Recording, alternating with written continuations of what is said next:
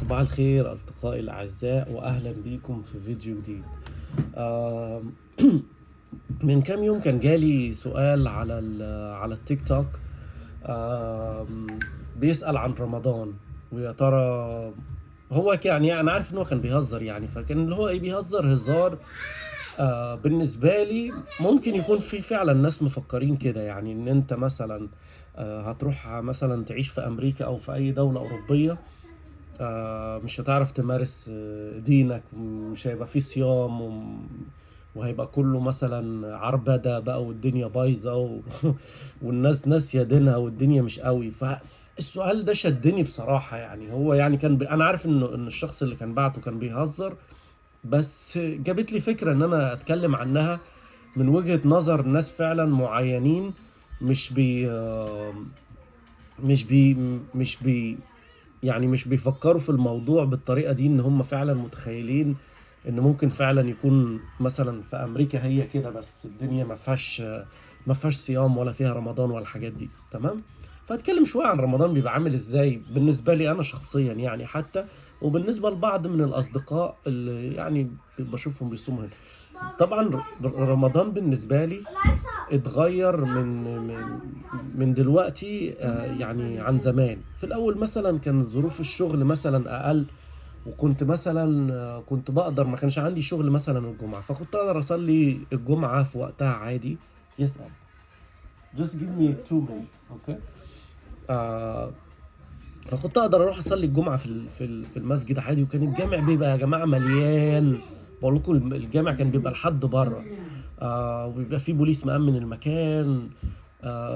زي اي حاجه، يعني مثلا اليوم اللي هو بتاع السبت او حاجه عند الكنيسه برضو البوليس بيبقى مأمن المكان، وبيبقى وبيبقى مأمنين المكان عشان الناس تخش تمارس العبادة عادي. نفس الكلام عند المسجد، بيبقى مأمنين المكان والناس بقى بتخش تصلي وتجمعات وكتير يعني عادي. برضو زمان كنت بروح، فطرت اكتر من مرة في الجامع، بيبقى في ناس كتير جايبة اكل وبتخش تاكل عادي ببلاش والكلام ده كله، وبيبقى اكل جميل. وكل الجوامع بتبقى عاملة الموضوع ده، تقدر تخش تفطر عادي في اي وقت في رمضان. بصراحة الوقت بتاعه برضو كان بيبقى كويس في رمضان،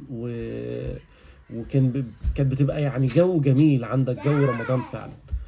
فأنا بالنسبة لي رمضان يعني حلو حلو جدا، وبحبه من الشهور المفضلة بالنسبة لي.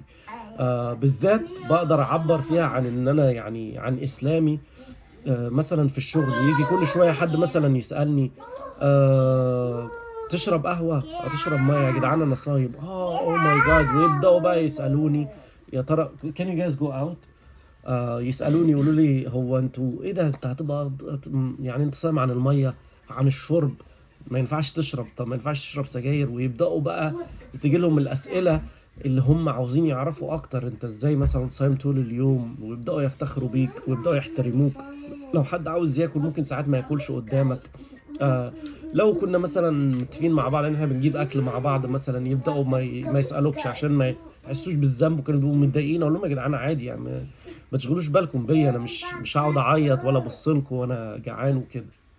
ف فبتبقى حاجه كويسه وفيها روحانيات كتير يعني.